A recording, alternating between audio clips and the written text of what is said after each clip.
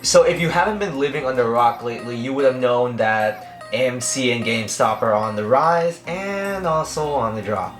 What that means for us fishermen is we have put all our money into buying stocks. Yeah, well, GameStop's at $90 today and I bought it $300, so you gotta start catching mackerel on the pier. So I'm gonna teach you guys how to catch mackerel off a pier. So you guys are gonna need sabiki rigs. I have a couple of sabiki rigs laid out right here. I really like this brand. I really like their green and red sabikis. This brand right here, you can find it, Ocean Cat. The sabiki rigs they make are pretty good. I caught a lot of fish off them. They have their high quality feathers. Here, I'll take it out for you. Oh my god, it's been a while since I've used these. Well, if you see right here, they're the high quality feather kinds, not the plastic ones. I have the plastic ones, like these ones. These ones suck. Don't buy the ones that have these plastic. You really want to get these actual feathers because you can get more fish off them. They'll last longer, and you also have a chance of catching bonita. The go-to color for these sabiki rigs are green, but I found that red works really good as well for bonita and mackerel. So you really want to look for these high quality feather ones. These are actually feathers. They also have some of that plastic stuff, but most of it's feathers. These ones will work really good for the mackerel because it looks better. It's none of that plastic junk. That plastic junk does catch fish, but you really want to shy away from that. And like I said, you want to look for the green or red ones. Those are the ones that work really good for our California piers. Now, you can go to any pier on the California coast. I've done Redondo Beach Pier. I've done Newport Beach Pier. I've done Huntington Beach Pier. Any of those piers work fine for mackerel. If you're on the California coast in SoCal, pretty much any of the piers you go to, you'll be able to find mackerel on it, like Belmont Pier, Hermosa Beach Pier. There's a bunch of mackerel everywhere. They're literally everywhere down here. And these sabiki rigs come pre-rigged with a let me zoom in for you. They come pre-rigged for these clips. What you do is you take your weight, and I like to use basically lighter the better. I'm gonna look in my little bag here. So you take your weight and you just clip it on. Just put it through the hole of the weight and then clip it closed. This one's, yeah, there you go. And you're good. Now the size weight, try to get the lowest number you can get away with. If the current's ripping, then you're gonna have to up it. But this is a 1 ounce weight, and as you can see, it's really beat up because I use it a lot.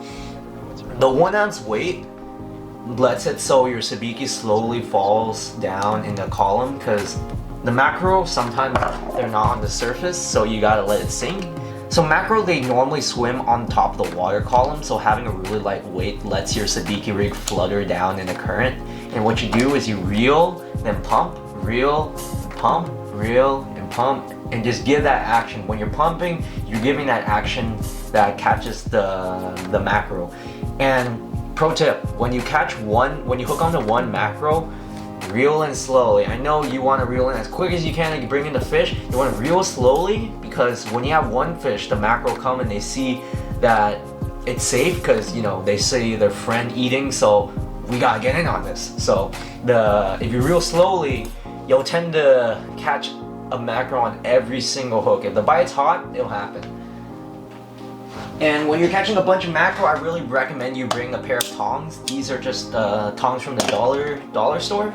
It makes it so much easier if you bring tongs with you, because the mackerel are really slimy. They're super slimy. You don't want to get that slime anywhere on you.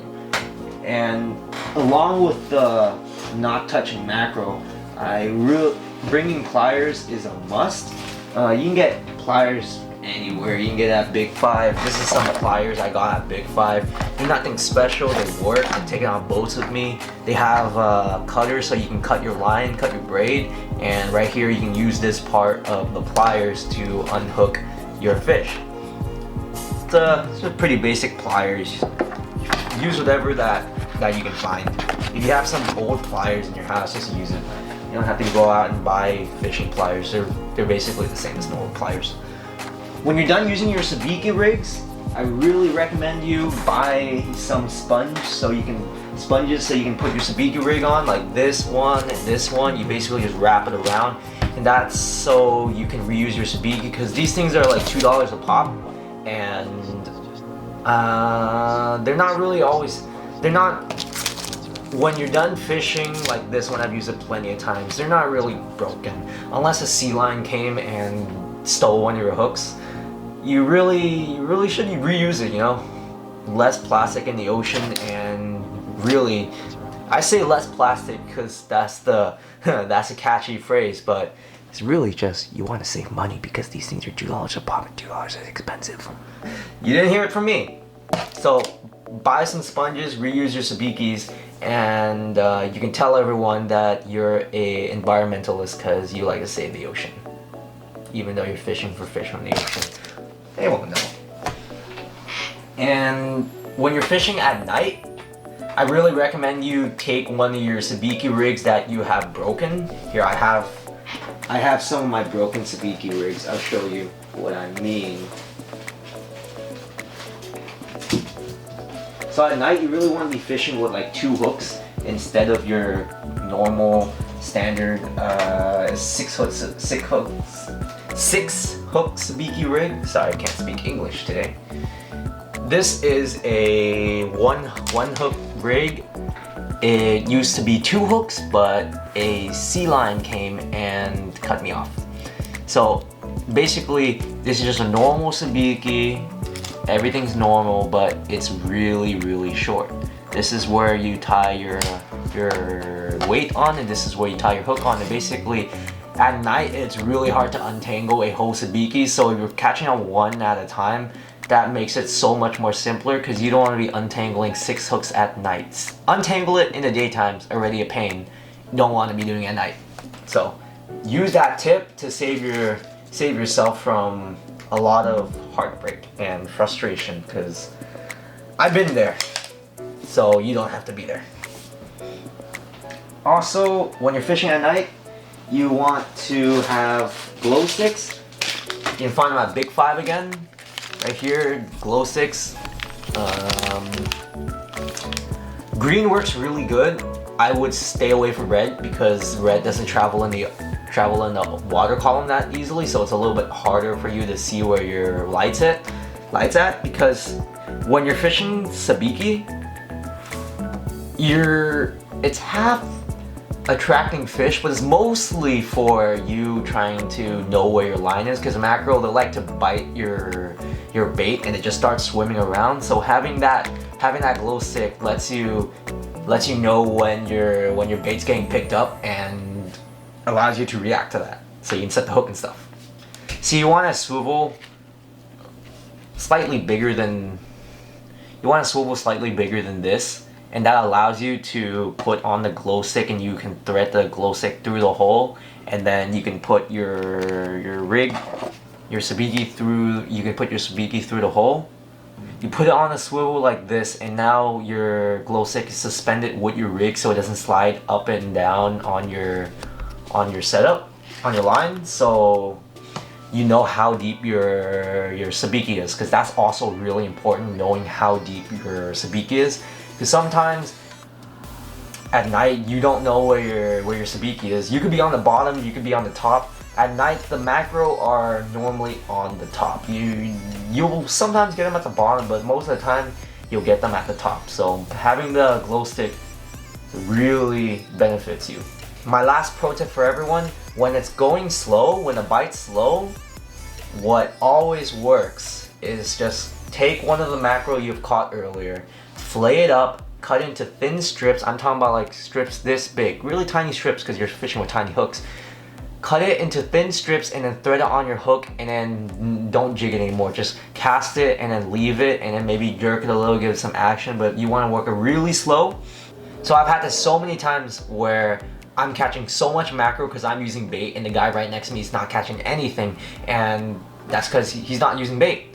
So that's also a really good pro tip. When it's really slow, or even if it's not slow, putting mackerel on your hook gives you a way better chance of catching fish. I know it kind of sounds cannibalistic because it is, you're feeding mackerel, but these fish aren't the smartest fish in the ocean. They love eating meat of their own fallen brother. Even if their brother was alive literally a minute ago, you can cut up a fresh mackerel and they'll attack that like nothing. You can throw like a fillet down, like the spine, the bones down, and they'll attack those bones. Those mackerel, all they want is food. So that's a really good pro tip. Always bring a knife with you to cut up some mackerel strip if it gets slow, or if you just want to fish like that. So now you have it. How do you catch mackerel off the pier? Now you can finally go out, buy some of these supplies, go out and catch yourself a meal, and save yourself a bunch of money. Because I remember when I started fishing for mackerel, there was no videos out there teaching me what to use, how to use it. This is probably the first video where I go really in depth into what works, because I catch a bunch of mackerel off a pier. I can go like a day catching 100 mackerel. So my methods work. And I'm always switching up my techniques, so maybe a year from now I'm not using the same stuff as I'm using now, but this worked for my 2020 season, so it should work for your 2021 season. So good luck out there. GameStop, AMC, to the moon. We can do this. Hold the line, guys, and tight lines.